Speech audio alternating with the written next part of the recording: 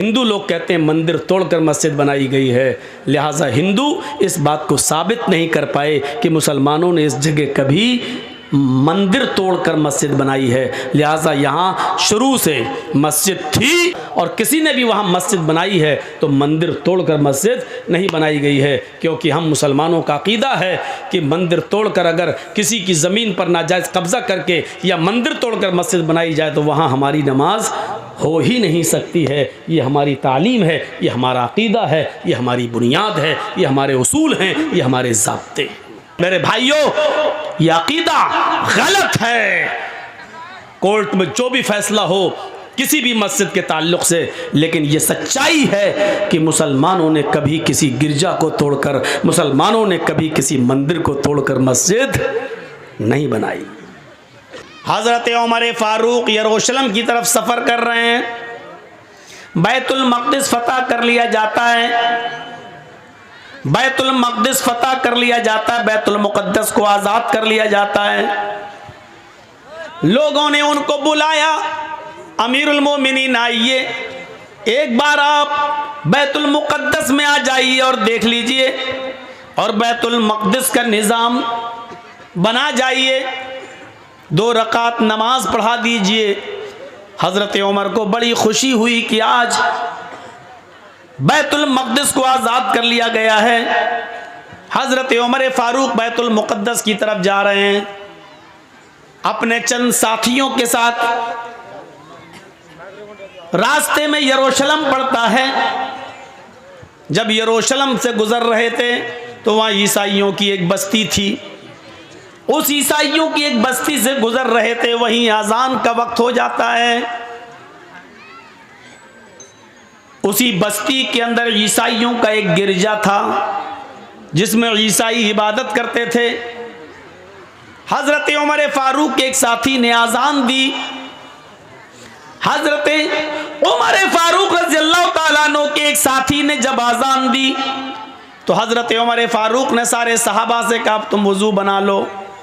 वज़ू बनाने के बाद नमाज पढ़ने का टाइम आया तो वो ईसाई अपनी बस्ती से निकलते हैं, हज़रत उमर फ़ारूक के पास आते हैं और कहते हैं, अमीरुल मोमिनीन आप नमाज कहाँ पढ़ेंगे, आपकी नमाज का वक्त आ गया है। इंसानियत देखिए। हज़रत उमर फ़ारूक ने कहा, इसी जंगल में, इसी बस्ती में हम नमाज पढ़ लेंगे, चादरें बिछाएंगे और यहीं नमाज पढ़ लेंगे। उन ईसाइयों ने कहा, नहीं नहीं, हमारा गिरजा खाली है, आप हमारे गिरजा में चले जाइए और नमाज पढ़ लीजिए। अमीरुल मोमिनीन, आपके अकीदे के मुताबिक जहाँ मूर्ति होती है वहाँ नमाज नहीं होती है, लिहाजा मेरे गिरजा में मूर्ति नहीं है। हमने ईसा अलैहिस्सलाम का मुजस्समा, उनका स्टैच्यू, उनकी मूर्ति हमने हटा दी है। आप चाहिए, मैंने गिरजा को पानी से धो दिया है, मैंने उसको पाक साफ कर दिया है, आप उस गिरजा में जाकर नमाज पढ़ लीजिए। आपको कौन यहाँ हमेशा रहना है, एक टाइम की नमाज पढ़ना और आगे निकल जाना, बैतुल मक़दिस की तरफ चले जाना है, जाइए नमाज पढ़ लीजिए। हज़रत उमर फ़ारूक ने लोगों से कहा, बेचारा अगर ये कुर्बानी दे रहा है तो इस जगह से बेहतर है कि हम किसी बंद जगह पर नमाज पढ़ लेते हैं, चलिए। हज़रत उमर अपने साथियों को लेकर गिरजा में घुस गए। चारों तरफ देखा, कोई ऐसी चीज़ नहीं थी कि जिस चीज़ की मौजूदगी में नमाज न हो, कोई चीज़ नहीं थी। हाँ ठीक है, सब चीज़ें ओके हैं, नमाज हमारी हो जाएगी, तुम्हारी इजाज़त भी है। जैसे सरकार अगर किसी ज़मीन पर नमाज पढ़ने की इजाज़त दे रही है तो वहाँ हमारी नमाज हो जाएगी, क्योंकि सरकार की परमिशन है। अगर किसी आदमी की जगह है और उसकी परमिशन नहीं है तो आप वहाँ नमाज नहीं पढ़ सकते। जब ईसाइयों ने परमिशन दे दी, आप हमारे गिरजा में नमाज पढ़ लीजिए, तो नमाज हो जाएगी। हज़रत उमर फ़ारूक उस गिरजा में घुसते हैं, सफ़ें लगा लेते हैं, चटाइयाँ बिछ जाती हैं, सफ़ें लग जाती हैं। जब नमाज पढ़ाने का वक्त आता है, इक़ामत कही जाती है, अल्लाहु अकबर, अल्लाहु अकबर, अशहदु अल्ला इलाहा इल्लल्लाह, अशहदु अन्न मुहम्मदर रसूलुल्लाह, हय्या अलस सलाह, हय्या अलल फलाह, क़द क़ामतिस सलातु, क़द क़ामतिस सलाह, अल्लाहु अकबर, ला इलाहा इल्लल्लाह। जब इस तरीके के इकामत जब कह दी जाती है, हज़रत उमर फ़ारूक क़िबले की तरफ चेहरा करके अल्लाहु अकबर कहने वाले हैं, नमाज के लिए अल्लाहु अकबर कहने वाले हैं। अचानक उनके जहन में कोई बात आती है और वहाँ से निकलते हैं, लोगों चलो हम यहाँ नमाज नहीं पढ़ेंगे। इकामत हो गई, तकबीर कह दी गई, लेकिन हज़रत उमर ने क्या कहा, यहाँ से निकलो, यहाँ नमाज नहीं पढ़ेंगे। लोगों ने कहा जब पढ़ना ही नहीं थी तो आए क्यों? कहा बाद में बताऊंगा, चलो बाहर निकले।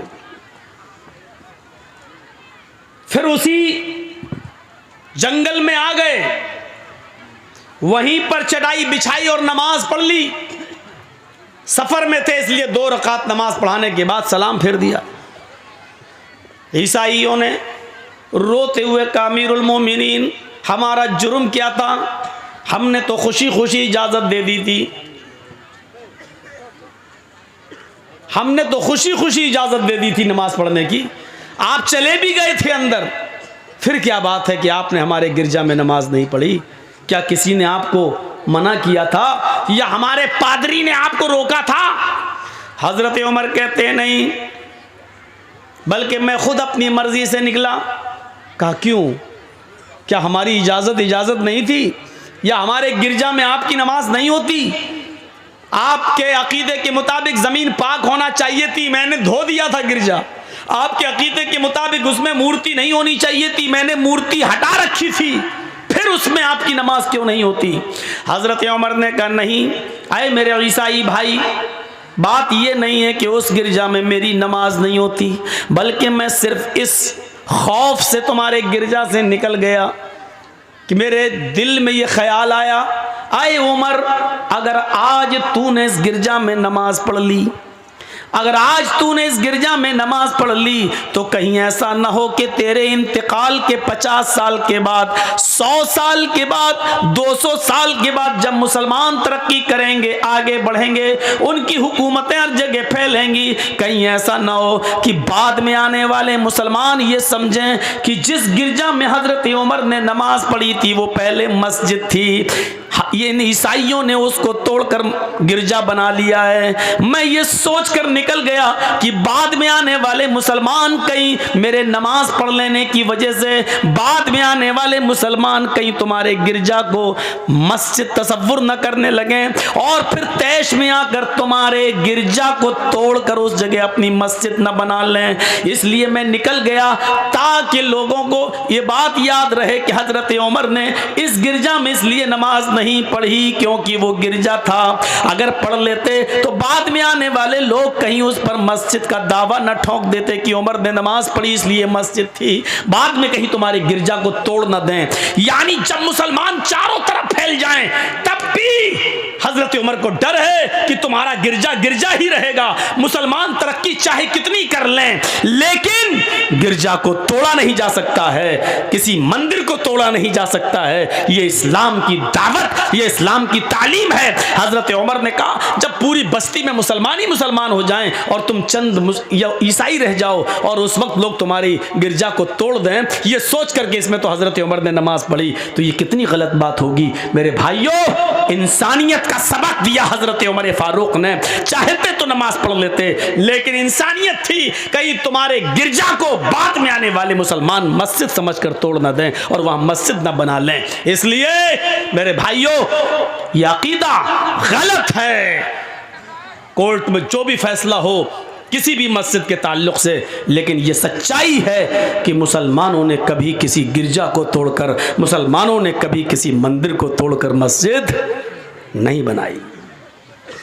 बाबरी मस्जिद और राम जन्मभूमि का फैसला जो भी हुआ हो अलग बात है, लेकिन अल्हम्दुलिल्लाह सुम्मा अल्हम्दुलिल्लाह उस जज ने फैसला सुनाया जरूर। एक पक्ष हिंदू को राम जन्मभूमि की जगह या मस्जिद की जगह उसको दी जरूर, लेकिन अपने फैसले में यह भी उसने इकरार किया है कि हिंदू लोग कहते हैं मंदिर तोड़कर मस्जिद बनाई गई है, लिहाजा हिंदू इस बात को साबित नहीं कर पाए कि मुसलमानों ने इस जगह कभी मंदिर तोड़कर मस्जिद बनाई है। लिहाजा यहाँ शुरू से मस्जिद थी, 1949 तक इसमें नमाज पढ़ी जाती थी। मंदिर तोड़कर मस्जिद का बनाना हिंदू पक्ष की तरफ से साबित नहीं हो सका। अल्हम्दुलिल्लाह, तुमने जो भी जमीन जिसको दी वो तुम जानो, कयामत के दिन तुम्हें उसका जवाब देना होगा। लेकिन इस बात की मुझे खुशी है कि तुमने अपने फैसले में ये कहा है कि मंदिर तोड़कर मस्जिद बनाना हिंदू साबित नहीं कर पाए हैं। और हम भी यही कहते हैं कि बाबरी मस्जिद की जगह पर पहले कोई मंदिर नहीं था, और किसी ने भी वहाँ मस्जिद बनाई है तो मंदिर तोड़कर मस्जिद नहीं बनाई गई है। क्योंकि हम मुसलमानों का अकीदा है कि मंदिर तोड़कर अगर किसी की ज़मीन पर नाजायज़ कब्ज़ा करके या मंदिर तोड़कर मस्जिद बनाई जाए तो वहाँ हमारी नमाज हो ही नहीं सकती है। ये हमारी तालीम है, ये हमारा अकीदा है, ये हमारी बुनियाद है, ये हमारे उसूल हैं, ये हमारे ज़ाब्ते हैं। तो इंसानियत दिखाना थी। हज़रत उमर इस डर से निकल गए कि बाद में आने वाले लोग कहीं ईसाइयों को परेशान न करें और इनके गिरजा को तोड़ न दें। देखिए दूसरों की मजहबी इबादत गाहों की कितनी हिफाजत होती थी, ये जानते हुए भी कि मुसलमान फैलेंगे और इस जगह पे मुसलमान आएंगे, उनकी तादाद बढ़ेगी। लेकिन हज़रत उमर को यह भी गवारा नहीं कि मुसलमानों की तादाद बढ़ने के बावजूद भी इनका गिरजा तोड़ा जाए। नहीं, ये सबसे बड़ी चुनौती थी। जंग खैबर जानते हैं जो हुई थी, तो जंग खैबर के अंदर सहाबा ने एक बहुत ऐसा काम कर दिया था जिससे यहूदी खुश नहीं थे। जंग खैबर के अंदर जंग हुई और अल्लाह के रसूल और सहाबा जीत गए, खुशी हुई, और यहूदियों को खैबर और उसका इलाका खाली करने का नोटिस जारी कर दिया। इतने दिन के अंदर तुम ये बस्ती खाली कर दो, निकल जाओ, जाओ कहीं भी रहो। क्योंकि ये जंग इसी बात की हो रही थी, अगर हम हार गए तो तुम यहाँ रहोगे, तुम हार गए तो हम यहाँ रहेंगे, लिहाजा अब तुम हार चुके हो, अब इस बस्ती को खाली करो। यहूदी खुशी खुशी उस बस्ती को खाली करने लगे। कुछ यहूदी अल्लाह के नबी जनाब मोहम्मद रसूलुल्लाह के पास आए। आपने कहा, यहूदियों हमारे पास तुम्हारे आने का मकसद क्या है? हाय हाय हाय, अल्लाह के रसूल के अंदर इंसानियत देखो कैसी भरी थी। कहते हैं कि अल्लाह के नबी हम अपनी बस्ती छोड़कर जा रहे हैं, जहां हमें पनाह मिलेगी वहां जा रहे हैं, लेकिन हम आपके पास सिर्फ इसलिए आए हैं, उस जंग के अंदर मुसलमानों ने, आपके साहबा ने बहुत सा माल लूटा है, हमारी बहुत सी चीज़ों को ऊपर कब्जा कर लिया है, हमारे माल और दौलत छीन लिए हैं, हमारे घर मकान छीन लिए हैं। अल्लाह के नबी ने कहा, ये तो जंगों में लूटा हुआ माल होता है, क्या जहां हम हारते हैं क्या तुम लोग उसमें माल नहीं लूटते हो? क्या मुसलमानों का माल नहीं लूटा जाता है? फरमाया अल्लाह के नबी, हम आपसे माल मांगने नहीं आए, सोना चांदी मांगने नहीं आए, आपने जंग जीती है और सहाबा ने जंग जीती है, हमारा माल रख लीजिए, दौलत रख लीजिए, ज़मीन रख लीजिए, मुझे कोई सरोकार नहीं है, मैं इन तमाम चीज़ों को छोड़ रहा हूँ। लेकिन आपके सहाबियों ने, आपके साथियों ने उस जंग के अंदर जो माल लूटा उसमें हमारे तौरात के नुस्खे भी हैं, जो हमारी मजहबी किताब है जो मूसा अलैहिस्सलाम पर नाजिल हुई थी, उन्होंने हमारी किताबें भी ले रखी हैं, उन्होंने तौरात भी अपने पास रख ली है, तौरात भी हमसे छीन ली है। तो घर का जब सारा सामान लूटा गया तो उसमें हमारे घर की किताबें, तौरात जो हम आसमानी किताब मानते जो मूसा पर नाजिल हुई, इन्होंने हमारी उन किताबों को, उस तौरात को भी ले रखा है। हम चाहते हैं कि हमें हमारी किताब मिल जाए, हम चाहते हैं कि हमें हमारी तौरात मिल जाए, ताकि हम जिस जगह भी जाएं तो हम तौरात की तिलावत कर सकें। अल्लाह के नबी ने तारे सहाबा को बुलाया और बुलाने के बाद का, खबरदार, तुमने जो माल लूटा है उस माल को यहाँ जमा करिए, उस माल को यहाँ इकट्ठा कीजिए, वो सब मुसलमानों में तकसीम किया जाएगा, लेकिन किसी की मजहबी किताब को लूटने का तुम्हें कोई हक नहीं है। तुम्हें चाहिए कि इनके माल और दौलत को लूटते वक्त जो इनकी किताब तौरात तुम्हारे पास आई है, इनकी एक एक किताब तौरात को इनके हवाले कर दिया जाए। ये इनकी मजहबी किताब है जो मूसा अलैहिस्सलाम पर नाजिल हुई है, इनको अपने अकीदे पर अमल करने की इजाजत है, इनको अपने मूसा की लाई हुई शरीयत पर अमल की इजाजत है। मुहम्मदुर रसूलुल्लाह की दुश्मनी इनके साथ, इनके मजहब को लेकर नहीं, इनके दीन को लेकर नहीं, हमारी विचारधाराओं की लड़ाई है, हमारे ख्यालात की लड़ाई है, इनकी मजहबी लड़ाई नहीं है। इन्होंने हमें सताया था, हमारे सहाबा को तंग किया था, इसलिए ये जंग हमने की थी, वरना हम किसी को उनकी मजहबी इबादत से नहीं रोकते हैं। लिहाजा इनकी किताबें वापस कर दो।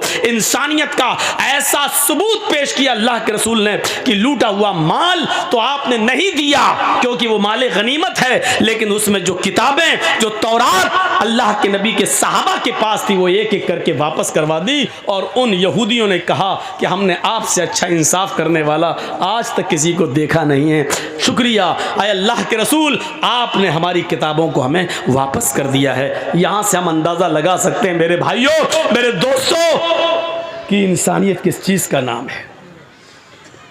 यहां तो एक समुदाय अगर हमारा कुरान उसको मिल जाता है तो उसको जलाता है।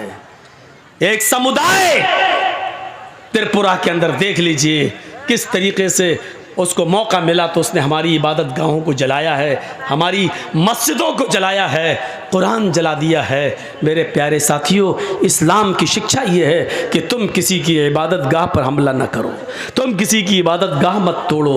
किसी की इबादत गाह को तोड़कर तुम उस जगह मस्जिद नहीं बना सकते, और बनाते हो तो वहाँ तुम्हारी नमाज नहीं होगी। हराम है तुम्हारे लिए ऐसा करना, और तुम किसी की मजहबी किताब नहीं जला सकते हो। मेरे भाइयों, सहाबा किराम ने किसी की मजहबी किताब जलाई नहीं है। अगर लूट लिया था तो उनको उनकी मजहबी किताब वापस करना पड़ी। ये इस्लाम कहता है। ज़रा हम अपने भारत का जायज़ा लें कि हम कहाँ जा रहे हैं। हाँ, इस्लाम ये कहता है कि हम मुसलमान हैं, कुरान पर हम अमल करें, पूरी तरीके से अमल करें, लेकिन हिंदू भाई की किताब वेद, रामायण और गीता, और यहूदियों की किताब तौरात, और ईसाइयों की किताब इंजील, हम इनकी भी कद्र करें, इनको नफरत की नज़र से न देखें। अमल कुरान पे करें, लेकिन दूसरों की मजहबी किताबों को हम बुरा भला न कहें, उनकी भी इज्जत करें। और दूसरे मजहब वालों को भी चाहिए कि वो अपनी मजहबी किताबों पर खूब चलें, खूब अमल करें। जिस तरीके से हमें ये जायज़ नहीं है कि हम गीता और रामायण, वेद और पुराणों से नफरत करें और उनको फाड़ें, उसी तरीके से उनको भी इस बात की परमिशन नहीं है कि वो हमारे कुरान को जलाएं। मेरे भाइयों, कोई मजहब किसी की धार्मिक ग्रंथों को गिराने, जलाने और उनको फाड़ने की इजाजत नहीं देता है। ये हमें और आपको सोचना चाहिए कि इंसानियत किस चीज का नाम है। भाई, ये लोग चंदा कपड़े में कर रहे हैं, मदरसे का काम है, तो आप लोग ज़्यादा से ज़्यादा इसमें ताउन करते जाएं। वही तो बोल रहा था यार, कितना चंदा हो जाए लेकिन मदरसे वालों का कभी पेट भरता ही नहीं। अभी 5 लाख रुपए भी चंदा हो जाए तभी कि मौलाना साहब बहुत कम हुआ है। मैं 20 साल से तकरीरें कर रहा हूँ, आज तक किसी मदरसे वाले ने ये नहीं कहा मौलाना माशाल्लाह बहुत अच्छा चंदा हुआ है। इतनी बड़ी नाशुक्री हमने कहीं नहीं देखी। हम इस जलसे की बात नहीं कर रहे हैं, मैं 20 साल की बात कर रहा हूँ। 20 साल में आज तक किसी ने आज तक ये नहीं कहा है। एक मरतबा किसी ने खुशी खुशी कह दिया होता मौलाना साहब माशाल्लाह आज बहुत अच्छा हुआ है। 20 साल में आज तक कोई ऐसा नहीं मिला कि जिसने ये कहा हो कि माशाल्लाह बहुत अच्छा चंदा हुआ है। माशाल्लाह, ये भैया इदारा है, लॉकडाउन के बाद अभी नए नए खुले हैं, फिर भरोसा नहीं कि कब फिर लग जाए, इसलिए आप थोड़ा सा ताउन कर दें, मज़ीद ताउन इतना कर दीजिए कि आज हमारे मस्जिद ये मौलाना साहब ये कह दें कि जर्जी साहब आपके फ़ैन इतने हैं कि उन्होंने आज आपकी बात मान ली, माशाल्लाह 2 साल खर्चा चल जाएगा। आज इतना कर दीजिए आप। हमें मालूम है कि नहीं कहेंगे, फिर भी कहेंगे कमी हुआ है, लेकिन आप कर दीजिए, आज इतना कर दीजिए। मुझे फिर डर लग रहा है कि फिर ये लॉकडाउन ना लग जाए, लेकिन अभी शायद ना लगेगा क्योंकि चुनाव होने वाले हैं यूपी में। वो जब उस वक्त लगेगा जब 3-4 जब ग्राउंड के चुनाव हो जाएंगे और 5वें और 6ठे लेवल के चुनाव पे जब बीजेपी देखेगी कि हम हार रहे हैं तो उस मौके पर कोरोना ले आएगी और ऐसा लाएगी। ये 2-3 आदमी हैं बस, 2 या 3, ये फिक्स करते हैं कि कोरोना कब लाया जाए, लॉकडाउन कब किया जाए, ट्रेनें कब बंद की जाएं। ये सर्जिकल स्ट्राइक एकदम होगी, लेकिन कब हो जाए कुछ कहा नहीं जा सकता है। आप भैया भर दीजिए इनकी झोली, मदरसे को दे दीजिए, ज़्यादा से ज़्यादा ताउन करिए, अल्लाह रब्बुल आलमीन आपको इसका अजर अजीम इंशाअल्लाह अता फरमाएगा। तो मेरे भाइयों, इंसानियत ये थी। बैठिए अभी आप, अभी हम ला रहे हैं और इंशाअल्लाह आखिर में चलते चलते हम आपको 2-3 मंत्रों की तरफ भी लाएंगे, क्योंकि बगैर मंत्र के आप लोग समझते हैं कि जलसा हुआ ही नहीं है। ये अपने दिमाग से निकाल दीजिए, अपने दिमाग से निकाल दीजिए। आप लोग कुरान और हदीस सुनने आते हो मेरे भाइयों, कुरान और हदीस को सुनिए। आपको वेदों के मंत्र सुनने का इतना शौक़ नहीं होना चाहिए। हिंदू भाई हों तो वो मत कहें कि हाँ मौलाना बताइए हमारे धर्म में क्या, तब तो एक अलग बात है। आपको ये शौक़ नहीं होना चाहिए। कुरान से अच्छी आवाज़, कुरान से अच्छी सुरीली आवाज़ कहीं हो सकती है? तुलसीदास जी भी कहते हैं, जब तक मद्दी कोया बिना मोहम्मद पार ना होया। मद मानी मीठी, कोया मानी आवाज़। जब तक दुनिया में मीठी आवाज़ यानी कुरान बाकी रहेगी, जब तक दुनिया में कुरान रहेगा, बिना मोहम्मद पार ना होया, उस वक्त तक बिना मोहम्मद के यानी अल्लाह के रसूल की इताअत और अल्लाह के रसूल की फरमा बरदारी किए बिना कोई पार नहीं हो सकता। तुलसीदास जी तो कह रहे हैं कुरान पढ़ो, और मुसलमान कहता वेद सुनाओ। उल्टी गंगा बह रही है।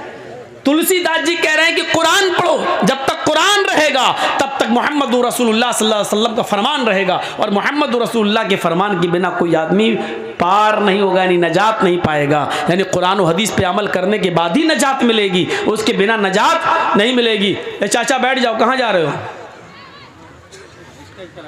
देख ठीक है आइए, लेकिन भाई सामने से मत उठिए, हमको बहुत बुरा लगता है। आपको नहीं मालूम है, एक मरतबा हैदराबाद में ऐसी कोई आदमी सामने से उठ गया, हम समझे गया पेशाब करने आया, सीधे माइक पकड़ के क्या बोल रहा है, उठा के माइक उधर फेंका, फिर कुर्सी टमाटर अंडे जो फेंके गए। मैं डर जाता हूं जब कोई सामने से उठता है, वो मंजर मैं देख चुका हूं। इसलिए भैया सामने से मत उठिए। अब देखो कह रहा हूं मत उठिए तो और उठ रहे हैं।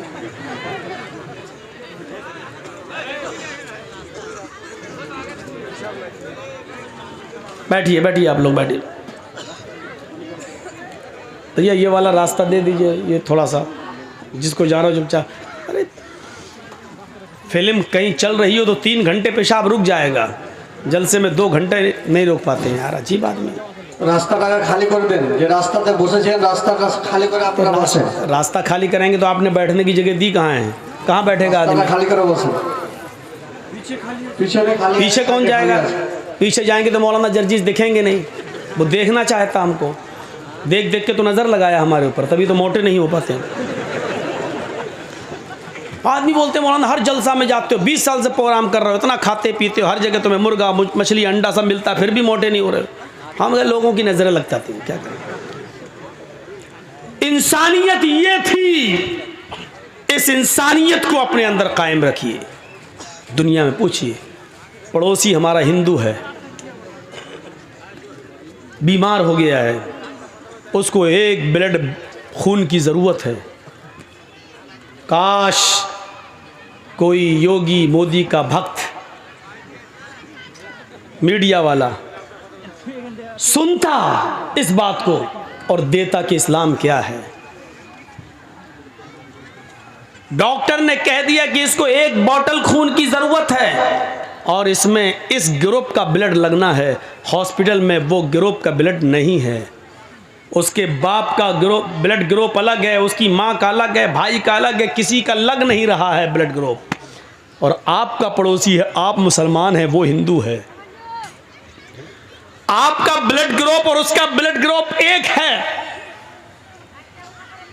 इस्लाम ये कहता है कि उसकी जान बचाने के लिए आप अपना 1 बॉटल ब्लड दे दें और उस हिंदू की जान बचा लें। वमन अहयाहा फकअन्नमा अहयन नास जमिया। नास कहा है, मुसलमान नहीं कहा है। जिसने किसी एक इंसान को बचा लिया, जिसने किसी एक मनुष्य की जान बचा ली, फ़कअन्नमा अहयन्नास जमिया, गोया कि उसने पूरी दुनिया की इंसानियत की जान बचा ली, गोया कि उसने पूरे विश्व की मानवता को बचा लिया। ये कुरान कहता है एक इंसान की जान बचाना, चाहे हिंदू हो, सिख हो, ईसाई हो, हैं, क्रिश्चियन, यहूदी, बुद्धिस्ट, सिख, जैनी, कोई भी हो, ये मत देखिए कि वो कौन है। हाँ, जर्जीत साहब का पड़ोसी ब्लड की जरूरत है और जर्जीत साहब रोजे से हैं, रमजान का रोजा है, अब क्या करें, उसको अभी 1 घंटे के अंदर ब्लड की जरूरत है, नहीं तो वो मर जाएगा। डॉक्टर ने कह दिया 1 घंटे के अंदर अंदर ब्लड चाहिए, तो जर्जीत साहब के ऊपर अब जरूरी हो जाता है कि उसको 1 बॉटल ब्लड दें, लेकिन रोजे की हालत में ब्लड तो निकलवाया नहीं जा सकता है।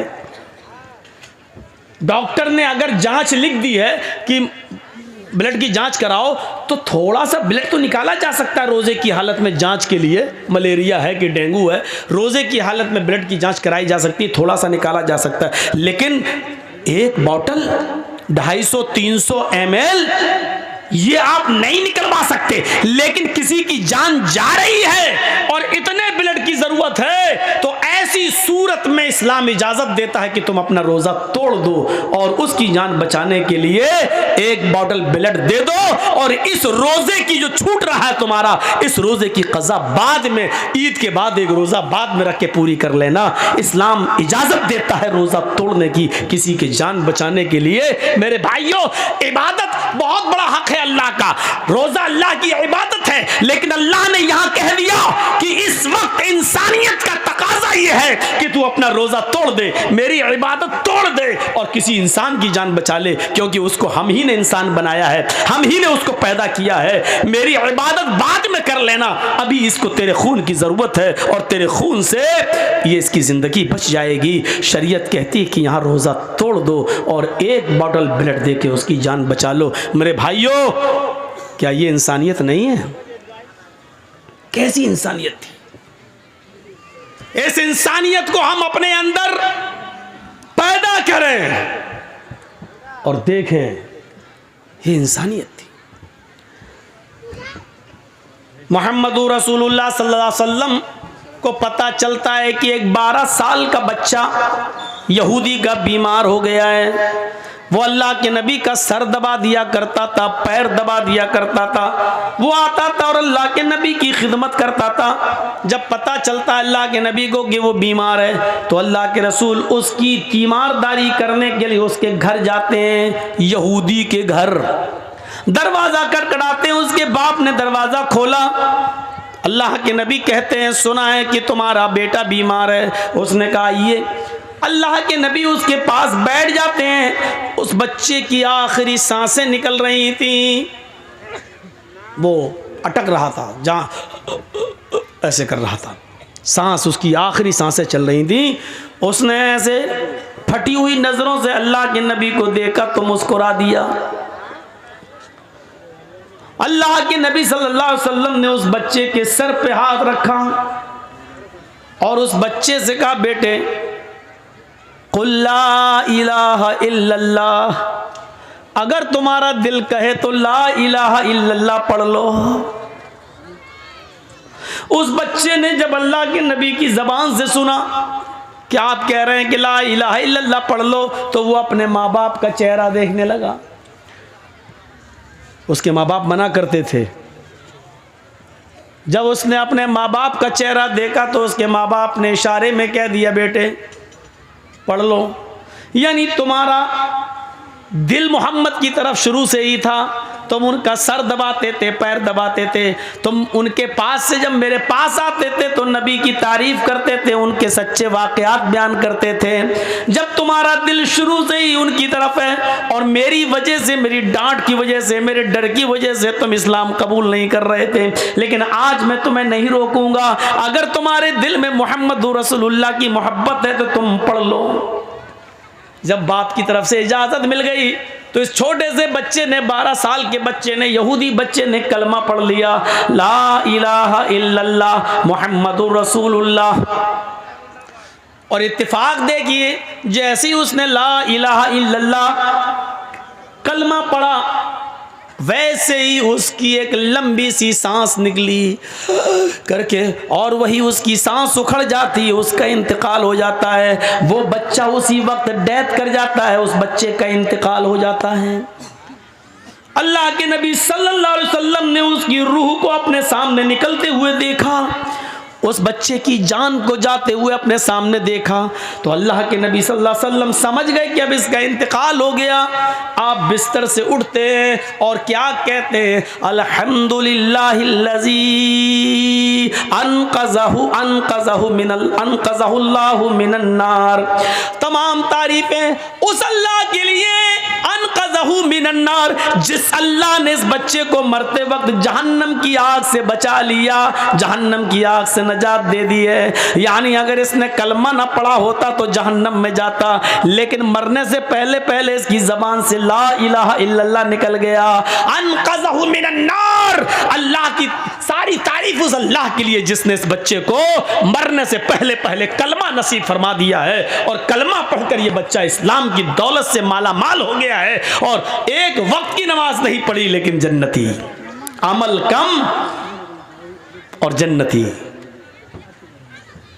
इबादत बेशुमार समझ लो, अमल तो नहीं किया लेकिन बहुत कुछ पा गया। अल्लाह के रसूल सल्लल्लाहु अलैहि वसल्लम ने उसकी अयादत की। आपको नहीं मालूम था कि वो इस्लाम ले आएगा, लेकिन फिर भी उसके घर जा रहे हैं। ये इंसानियत नहीं तो और क्या है। ये वाकयात हमें बतला रहे हैं कि अपने अंदर इंसानियत पैदा करो, इंसानियत। आप गैर मुस्लिमों के साथ क्या अच्छा सलूक करेंगे, आप अपने मुसलमान भाइयों के साथ अच्छा सलूक नहीं कर सकते हैं। बताइए मुझे, अल्लाह के नबी सल्लल्लाहु अलैहि वसल्लम के पास जब दो लोगों का फैसला मुकदमा आता था तो आप दोनों की गुफ्तगू सुनते थे, और अगर काफिर की गलती हुई तो काफिर की और मुसलमान की गलती हुई तो मुसलमान की। क्या ये वाकयात आपने नहीं पढ़े हैं? एक यहूदी और एक मुसलमान का झगड़ा अल्लाह के नबी के पास आया, आपने दोनों की गुफ्तगू सुनी और मुसलमान की गलती मानते हुए कहा नहीं तुम गलत हो, ये जमीन इस यहूदी की है, और आपने अपना फैसला सुनाकर उस यहूदी के हक में फैसला कर दिया। मेरे प्यारे साथियों, ये वाकयात बतला रहे हैं कि इंसानियत, इस्लाम अपनी जगह पर है, इंसानियत अपनी जगह पर है। आप मर्डर नहीं कर सकते हैं इंसाफ का, खून नहीं कर सकते हैं इंसाफ का।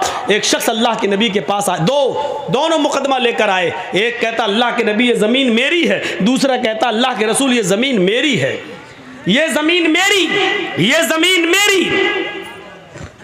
आए थोड़ा सा शोर नहीं। अल्लाह के रसूल ने कहा भाई दोनों सहाबी, अल्लाह के नबी ने कहा भाई ज़मीन तो किसी एक की होगी और वो दोनों दावे कर रहे हैं। अच्छा एक बात बताइए, किसी चीज़ पर हम दो दावे करें तो एक ही का तो होगा दोनों में से। तो अल्लाह के नबी ने कहा कि भाई दोनों में से किसी एक का है। अब कोई मानने के लिए तैयार ही नहीं, हर एक कह रहा है ये मेरी, ये मेरी। तो अल्लाह के नबी ने कहा मेरे पास क्यों आए हो? कहा आपसे सच्चा फैसला कराने। अल्लाह के नबी सल्लल्लाहु अलैहि वसल्लम ने फरमाया कि तुम दोनों अपनी बातें रखो, भाई एक तरफा बात सुनकर कभी फैसला मत करना। अल्लाह के नबी ने दोनों को बुलाया, दोनों की गुफ्तगू सुनी, लेकिन अब दोनों में बड़ा अजीब मसला है। भैया बैठ जाओ, राजीव गांधी, ओ मोदी साहब के बेटे बैठ जाओ। दोनों की गुफ्तगू में एक और पेच फंस गया। कभी कभी ऐसा भी होता है, आपके सामने भी ऐसा हो सकता है। जो पंच हों फैसला करते हो वो सुने। अल्लाह के रसूल के सामने पेच ये फंस गया, एक बेचारा कम बोलने वाला है, एक ज़्यादा बोलने वाला है। जो कम बोलने वाला है वो बात कर ही नहीं पा रहा है, ये ज़मीन मेरी, हमने फलां से ख़रीदा था, ये वो, बेचारा वो बोल ही नहीं पा रहा सही से। और दूसरा बड़बड़ बड़बड़ बड़बड़ बड़बड़ बड़बड़ करता चला जा रहा है और अपनी बात को बड़ी अच्छी तरीके से रख रहा है।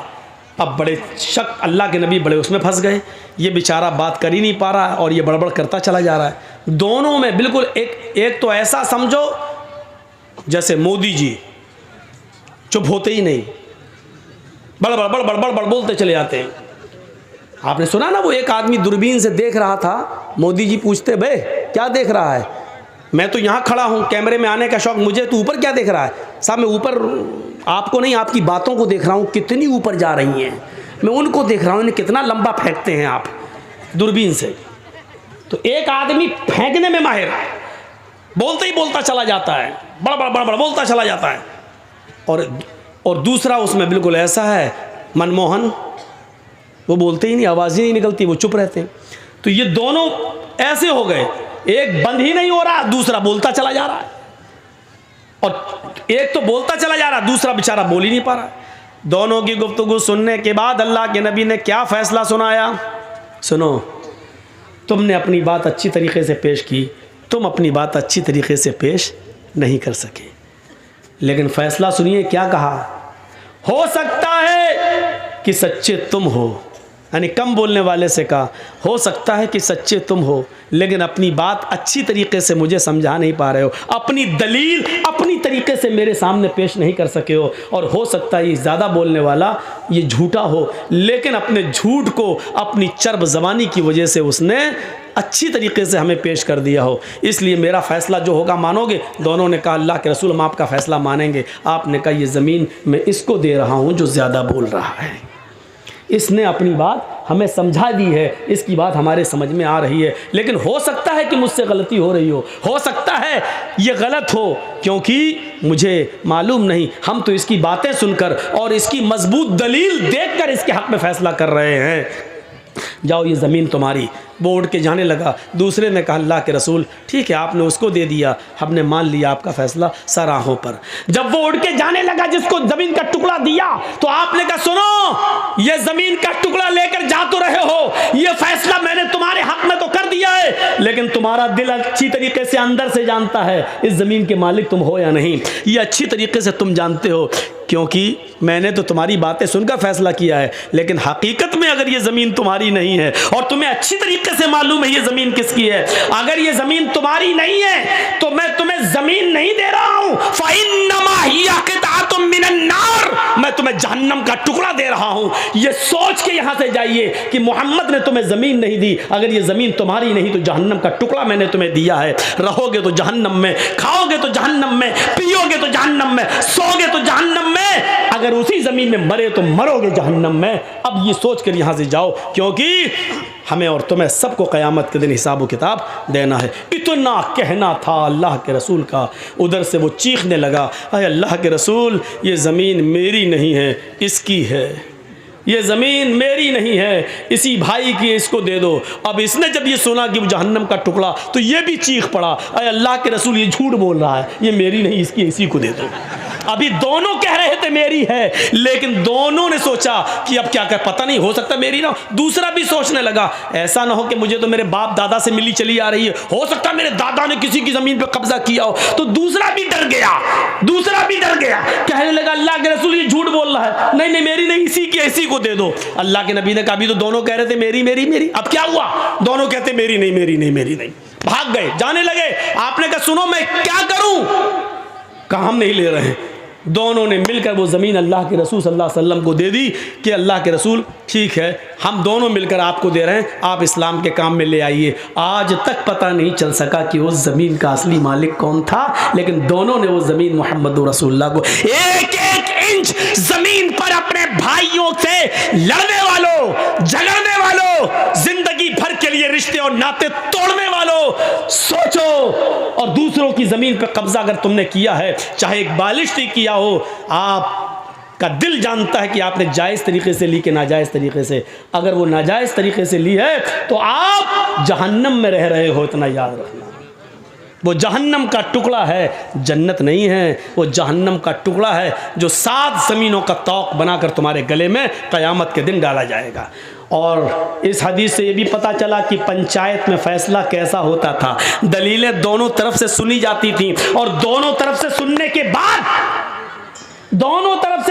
बाद फैसला दलीलों की बुनियाद पर किया जाता था।